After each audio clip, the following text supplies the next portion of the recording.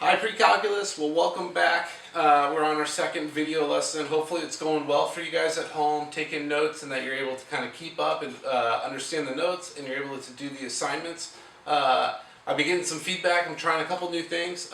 Make sure you give me a like, a thumbs up right below. If you want to subscribe to my channel, as I'm a growing and rising star, you can get on early and tell the world that you were one of my first subscribers. Any of that stuff I think is helpful. Most importantly, just feedback for me. Any questions you have as I'm doing these would be really helpful. I'm going to open up today with a quick joke, and then we're going to get into our lesson. So here's my joke for the day. What's this? A flock of these. Okay, ready? What's this? A dead one of these. Did you? Okay. And then what's this? One of these doing push-ups on a mirror. Alright, last one. Here we go. What's this? I don't know, but here comes another one. Alright, okay, well that's my jokes for the day. Hopefully you're skipping those sections, but hopefully you also enjoy those sections as you're watching them through. It's there. It's on film. You can now embarrass me later on in life.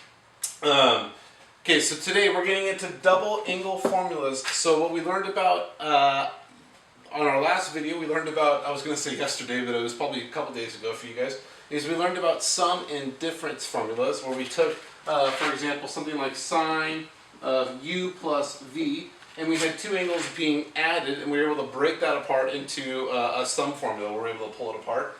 Today we're going to do double angle formulas. The nice part about double angle formulas is they're still on that pink sheet. There you'll see them, but they come from the sum and difference formulas.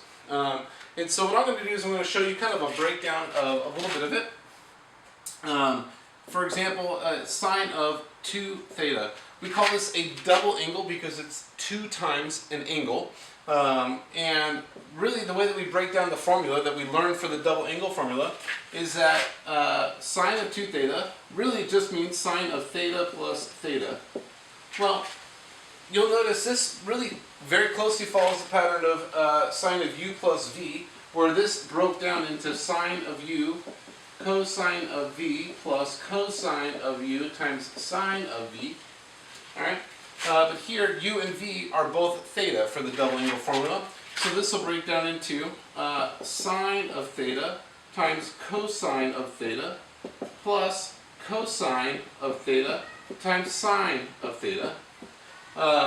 You'll notice because these are all the same thetas, angles, we can simplify this to really sine of theta, cosine of theta, and multiplication we know is commutative, meaning we can multiply in either order, and I can write this as sine of theta times cosine of theta, and these are two of the same terms being added.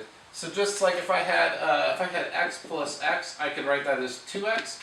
If I have something plus something, I can write that as 2 of that something, 2 sine theta, cosine theta. And so you'll see that this is the formula that we have for sine of 2 theta. We have a formula for cosine of 2 theta and a formula for tangent of 2 theta. I'm going to show you those formulas as well. And then our goal today is, after we get these formulas here, our goal today is to use them breaking down double angles and kind of showing how we can apply some of that knowledge for our lesson today. So, the other two formulas, I'm going to erase this, because at this point on a video feed you can just pause it and go back. Cosine of 2 theta. This formula again is derived in this very similar way, that this is cosine of theta plus theta. Remembering the cosine formula of cosine of u plus v would be cosine u cosine v minus sine u sine v. Okay? And so remember, cosine was cranky, so it changed this positive sign to a minus. So this becomes cosine of theta times cosine of theta, because again u and v are taking on the spot of theta and theta, minus sine of theta, sine of theta. By the way, I could have used u's here, And then this is 2u. I just chose theta because that's the variable that I wanted. Cosine times cosine is cosine squared. We write it this way. Minus sine times sine is sine squared. Now, this is a legitimate great answer for the double angle formula for cosine of 2 theta. However, if we wanted to, we could break down either one of these in terms of all cosine stuff or all sine stuff. If we had done more of that verifying trig stuff, verifying trig identities, that VT unit, you guys would have been very, very comfortable doing this. Because we kind of ended that unit short, my plan is to kind of show you how this breaks down. Remember the Pythagorean identity was that cosine squared theta plus sine squared theta equals 1. And so if I solve this for cosine squared theta, it's equal to 1 minus sine squared theta. So what I can do then is I can substitute in for cosine squared. I can substitute that in for 1 minus sine squared. So this would equal then 1 minus sine squared theta minus still this sine squared theta. And so we can write this as 1 minus 2 sine squared theta. You'll notice then this is equivalent to this in another breakdown of it.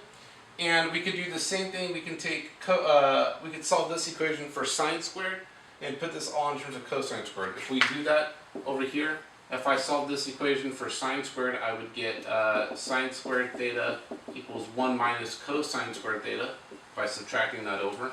And I could take this formula and I could replace what I solved for. I could replace sine squared with 1 minus cosine squared.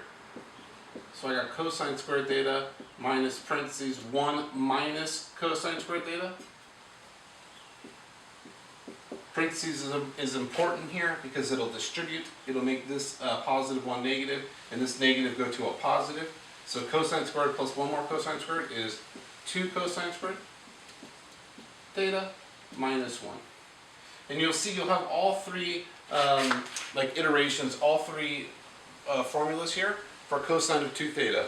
All three of these are good to use. However, as we get into more solving trig equations later in this unit, you'll realize that sometimes this is the most convenient, but sometimes when we want to solve an equation, we want it to be in all in terms of sine stuff or all in terms of cosine stuff. And so it's helpful to have all three formulas for the cosine of 2 theta. And then the last formula, double angle formula I want to show you guys is tangent of 2 theta.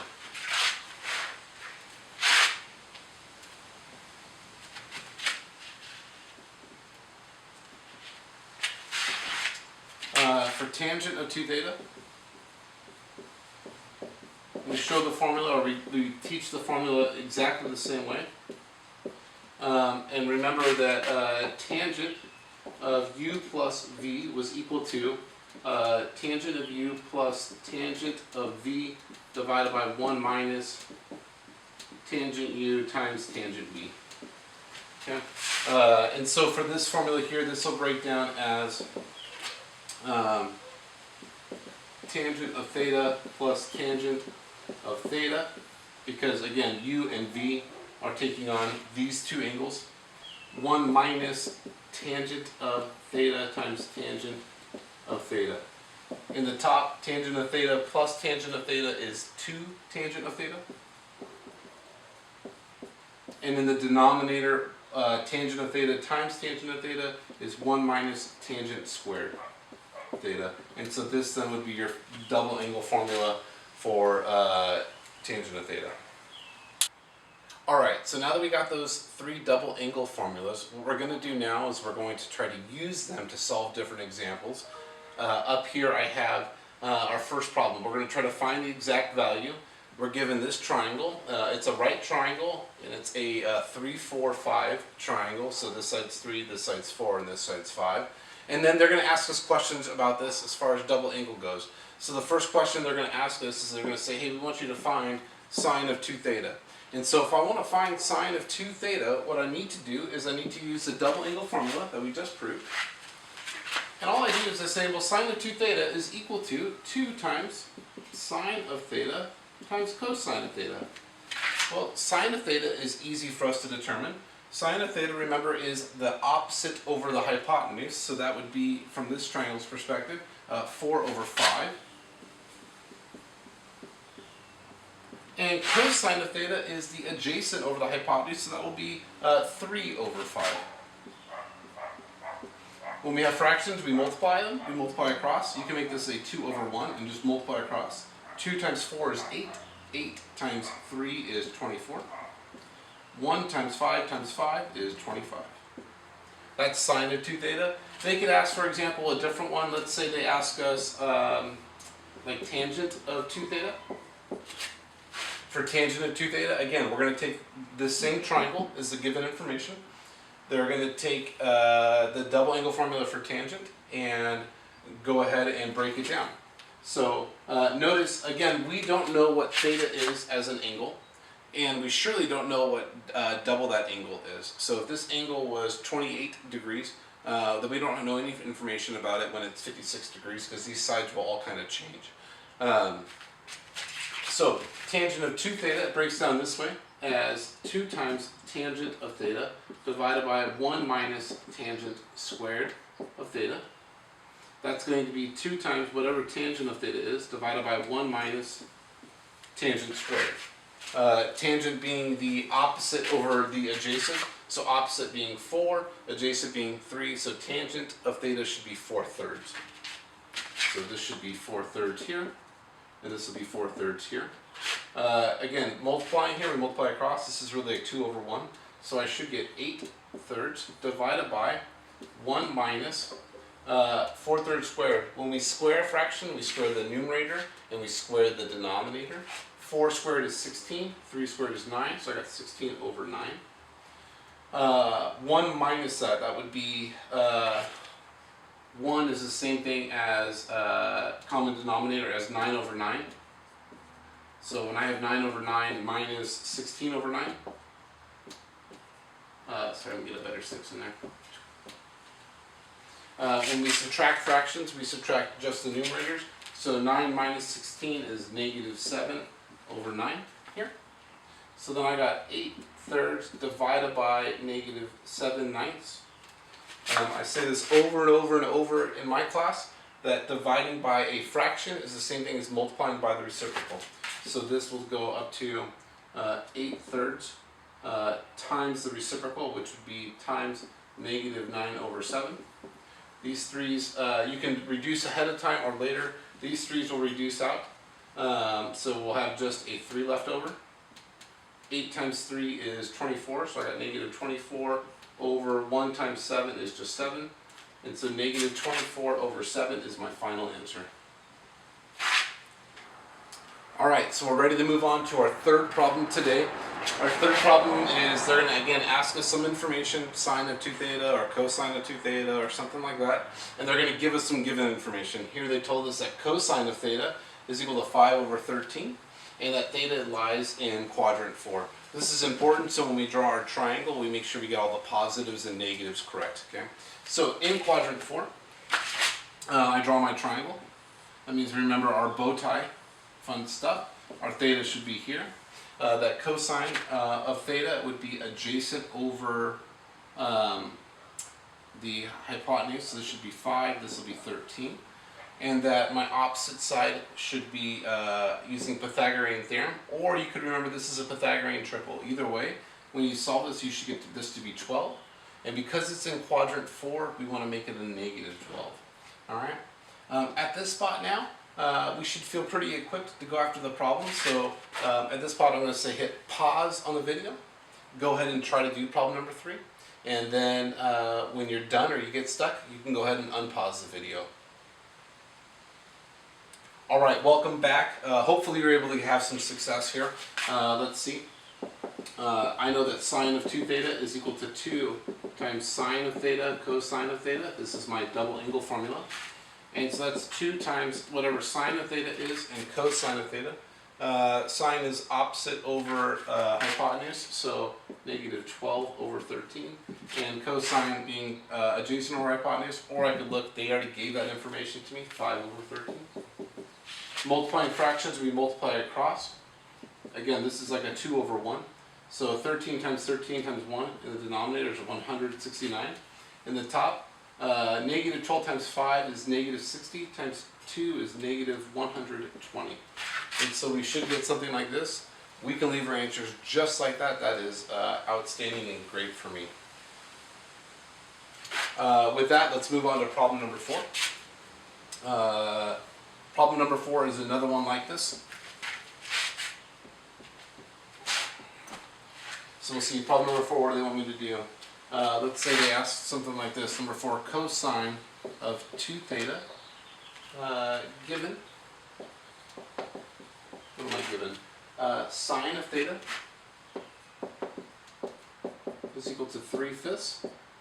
And what quadrant are we in? They're going to tell me the quadrant this way. That pi over 2 is less than theta is less than pi. Remember this information here, pi over 2 is going up here, pi should be over here.